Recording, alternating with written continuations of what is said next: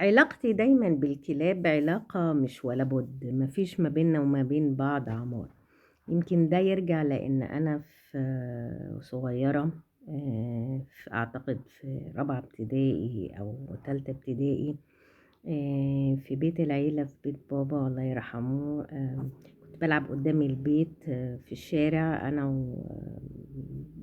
ولاد الجيران وبنات الجيران وكده.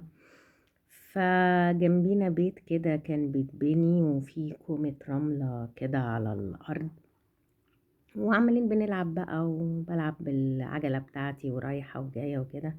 لقيت في واحد جارنا عمارة كده بعدينا بشوية، طالع معاه كلب. بص أنا ما بفهمش قوي في الأنواع، بس حاجة كده عاملة زي العجل كده الصغير يعني، طالع يجري وفك منه وساب السلسلة. المهم بقى